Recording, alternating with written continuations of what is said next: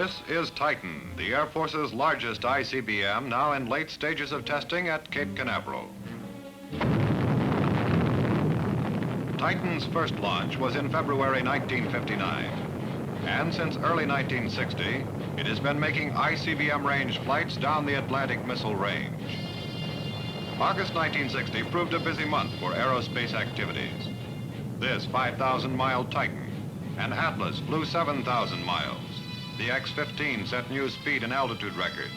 And later in this news review, we'll see the launch of satellite Echo 1 and recovery of Discoverers 13 and 14. Early on the morning of August 10th, 1960, technicians ready a Thor-Delta rocket, which will send a new breed of Earth satellite into orbit. It's the Air Force-supported, NASA-directed Echo 1 communication satellite. Echo 1, an aluminum-covered plastic balloon, is stored in the rocket's nose cone and will inflate to 100 feet in diameter when it achieves its orbit 1,000 miles above the Earth. Radio signals from widely separated Earth stations may be bounced from the 100-foot sphere in space.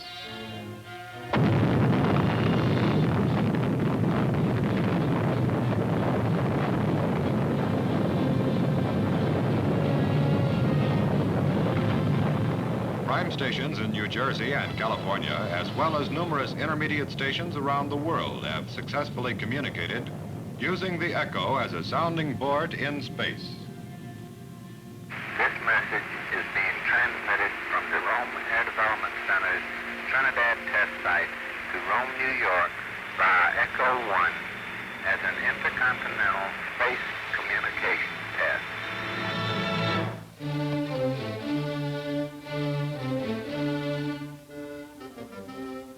Brazzaville, the French equatorial African city across the Congo from Leopoldville, seat of political unrest in the troubled new Republic of Congo. The United States Air Force, in response to United Nations requests, had 132 cargo-type aircraft in operation within a week, hauling in and evacuating European and American refugees from the threatened dangers in this troubled area of the African continent. Air Force planes from the States and from the United States Air Forces in Europe carried in troops from Ghana, Morocco, Tunisia, Guinea, and Swedish troops on duty with the UN force in the Gaza Strip. Troops, trucks, communications equipment, and food going in, refugees coming out.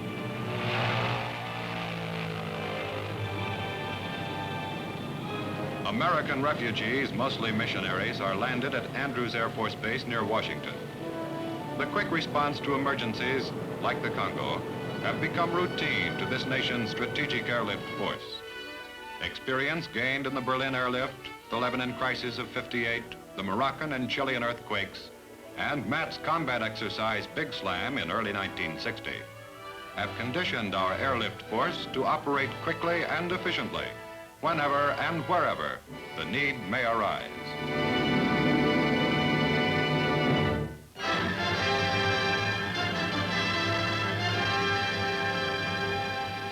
It's been almost a year since the News Review did a story on the QB-47. Then it was making remotely controlled flights, but with a crew aboard to supervise the system. Now at Eglin Air Force Base, the QB-47 is flying unmanned missions in support of the Bomarc interceptor missile program, with ground instruments fed by radio signals from the 47. And with aircraft controls working in response to signals from the ground, this QB-47 is about to make its first unmanned flight.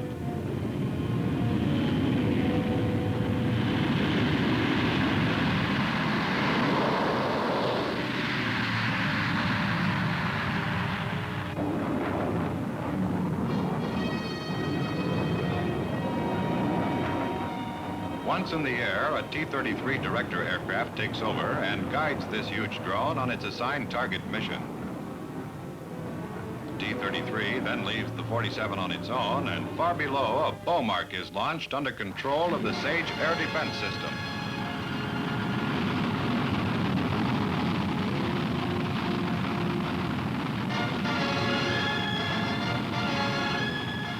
Bomarc, guided to a realistic target image such as the QB-47, performs well, as can be seen in these pictures taken from a camera mounted on the drone. The Bomarc makes a planned near miss, well within range of an actual warhead with a proximity fuse. The QB-47, a valuable tool in the development of a long-range Bomarc.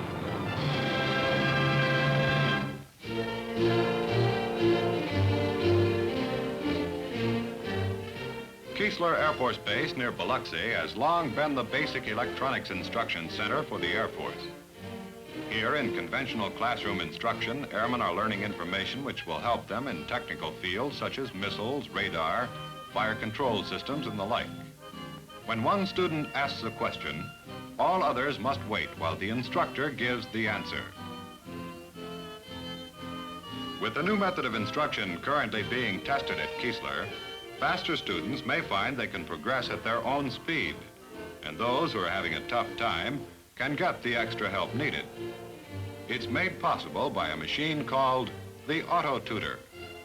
The Auto-Tutor is a composite of electronic and mechanical components that presents material to the student in picture form, examines him on each point, and requires him to demonstrate understanding before it will pass on to the next point.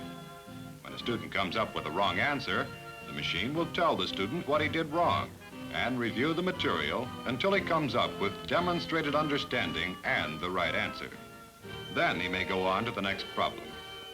This means of instruction, coupled with laboratory equipment in the classroom for practical study, should help the student develop more quickly than by conventional teaching methods.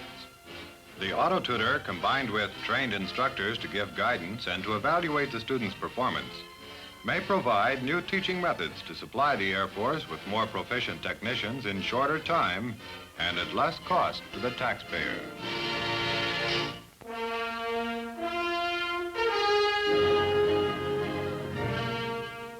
The Smithsonian Institution recently added this nation's first intercontinental ballistic missile to its National Air Museum in Washington.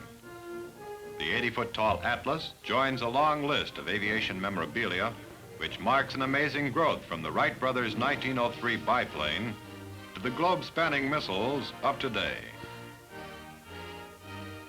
Air Force Chief of Staff General Thomas White hears Air Force Secretary Dudley Sharp present the Atlas to the institution in an impressive ceremony attended by many government and military dignitaries.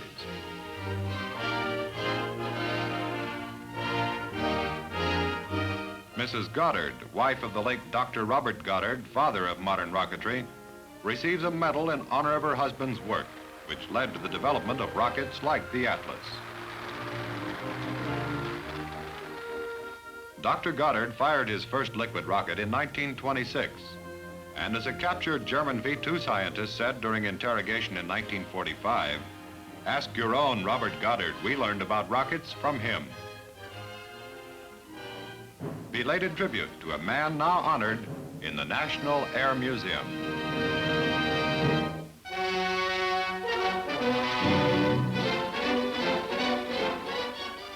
From the headquarters of Strategic Air Command near Omaha comes the direction for the free world's largest deterrent force. 3 stories under this building is the SAC Command Post, where the famous red telephone can be used to place the entire force on alert in an instant. This alert force is heading for an airborne command post, one of the many backup precautions SAC has taken to assure the proper direction of the strategic force should war come and the headquarters command post be put out of commission.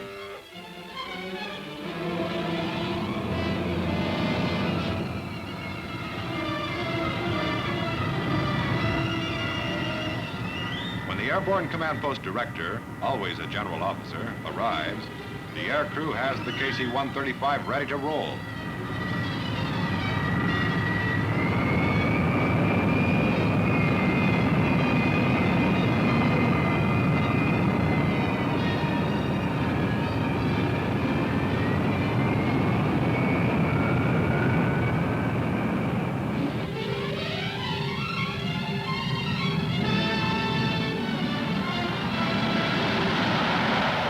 No time is wasted in getting set up as an aerial command post.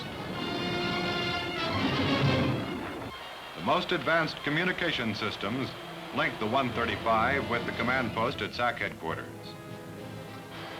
Minutely detailed planning for every foreseeable situation adds to the deterrent strength of the Strategic Air Command.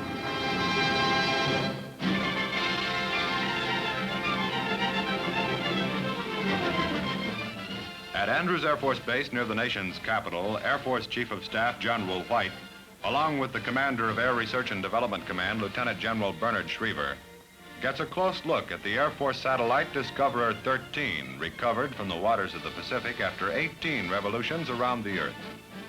The capsule, recovered from the ocean by helicopter, was brought to Washington for study and display, since it is the first orbital body to be recovered from space. Just a little more than a week following the recovery of Discoverer 13, another accomplishment of even greater magnitude was to be achieved. C-119s of the 6593rd Test Squadron were standing by over the Pacific to snatch Discoverer 14 from the air as it parachuted back to Earth from space. A large trapeze-like loop snags the capsule's parachute canopy as the plane passes over it. It's almost like catching a marble dropped from the Washington Monument into a teacup. The capsule is reeled aboard the aircraft and placed in a canister for shipment to the Air Force Ballistic Missile Division for further study. This crew is rightly proud of its distinction of having been the first to snatch an Earth satellite right from the air.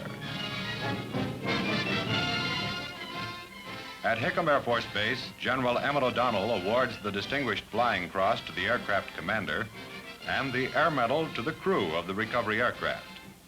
The Air Medal also went to the photographer who filmed the actual recovery of Discoverer 14. It's a happy occasion for the friends and families of these proud Air Force men. With each new dramatic achievement, the Air Force strengthens its goal of aerospace power for peace.